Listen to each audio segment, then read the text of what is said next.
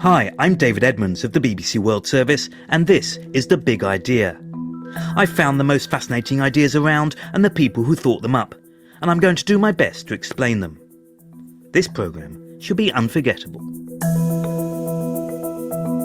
The findings of psychologist Elizabeth Loftus have changed lives.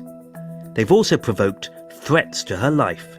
I had people trying to drum up letter writing campaigns to get me fired from my university position, or threatening violence to universities and other organizations that had invited me to speak. So there were some pretty unpleasant things that went on. I remember one time I went to the University of Michigan to give talks, and they assigned an armed security guard to accompany me the whole day because they had gotten death threats.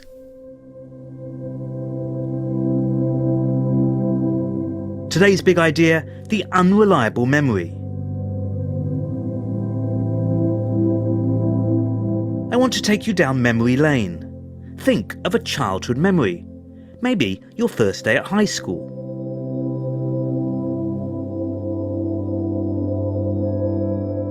When you recall that episode, what was going on? You might assume that our memory is like a video store. We just need to locate the right video and press play. In fact, memory doesn't work like that. No, it doesn't. It does not work like a video recording device. You don't just record the event and play it back. The process is much more complex. And actually, we talk about the constructive or reconstructive nature of memory, because what you're really doing when you recall something is you're often taking bits and pieces of experience, sometimes that happen at different places or times, and bringing it together to construct what feels like a recollection. And the reconstruction process can go wrong. In an early experiment, Professor Loftus showed subjects films of simulated vehicle accidents. She later questioned them about what had happened, but in different ways. For example, to some, she asked how fast the cars were going when they hit each other. To others, how fast were they going when they smashed into each other? And one of the things we found is that people told us the cars were going faster if we used the word smashed than if we used the word hit. Just changing a word or two in your question can affect the answer that somebody gives you. But we went on and did something further. We brought people back a week later, and we asked them some more questions. And the one we cared about, did you see any broken glass? There wasn't any broken glass in the accident, and yet, if we used the smashed question a week earlier, our witnesses were more likely to tell us they saw this non-existent broken glass. We met at 9. We met at 8. I was on time. No, you were late. Ah, yes? I remember it well. The way in which our memory of an event can be influenced by post-event information became known as the misinformation effect. I remember it well. But then Loftus had another idea. Instead of just trying to alter a true memory, could she create an entirely false one? In particular, could she persuade people that something wholly fictitious had happened to them when they were young? And we decided we would try to study this by suggesting to people that they were lost in a shopping mall at 5 or 6 years old, that they were frightened, then crying, that they were rescued by an elderly person and reunited with the family. And that's what we did. We attempted to plant this false memory in the minds of ordinary people, and we found that about a quarter of them, after 3 suggestive interviews, fell for the suggestion and developed all or part of this made-up memory. An extraordinary number. Well, I think 25% was pretty impressive at the time, but since then, other investigators have planted even more unusual and bizarre false memories, and they are getting much better at it than we were because they're getting much higher rates of false memory. The most practical relevance of this research has been in the courtroom. What is your occupation or profession? I'm a professor of psychology at the Loftus University of has been an expert witness or consultant in hundreds of cases and in some of America's biggest trials. The former American football star O.J. Simpson has been found not guilty of murdering his ex-wife Nicole. But Loftus's work has not just been used to question observer testimony. Recall her shopping mall experiment, in which subjects were led to believe that they'd had a frightening experience of being lost when young.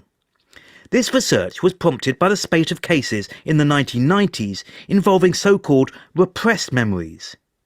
Under the influence of therapists, some children had claimed they'd been raped as youngsters.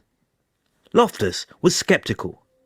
Now, in part thanks to her experiments, some US states no longer permit prosecution based merely on recovered memory testimony. But that has outraged some therapists, hence the armed guards. Families were being accused and split apart. And I began to suspect that it was these questionable therapeutic practices that were leading these patients to these suspicious memories. Today, even though people think that this has died down, there's still these kinds of accusations going on. There's still accused people who have to answer in court. There's still families being destroyed. It's still happening. False memories can clearly be dangerous and damaging, but could they ever be helpful? Suppose, for example, people wanted to cut down on their consumption of unhealthy food, chocolate say. How about persuading them that they had once had a bad experience with eating chocolate?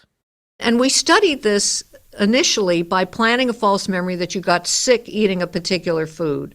So for some of our subjects, we planted a false memory. You got sick on eggs, or you got sick on pickles, you got sick on strawberry ice cream.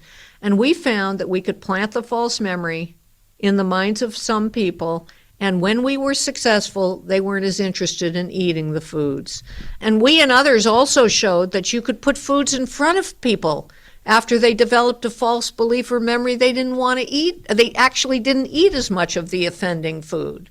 And so what this shows is that you can affect people's nutritional choices, maybe make them less interested in eating a fattening food. We can make them more interested in eating a healthy food.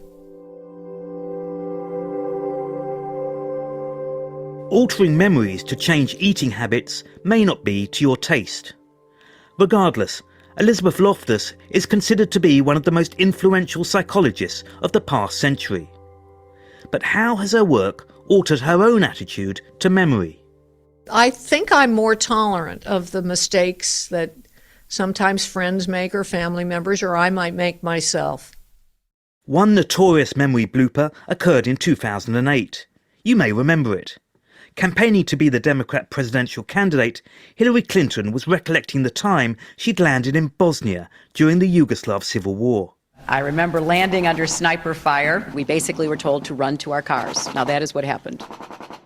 There was only one problem.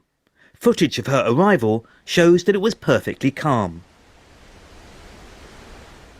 Critics accused her of barefaced lying in an attempt to burnish her leadership credentials. Clinton had another excuse. She's shown the videos and photographs, and she realizes that she didn't land in Bosnia under sniper fire. It was a very peaceful ceremony greeted by children, and she came up with an explanation. I thought it was wonderful. She said, I made a mistake.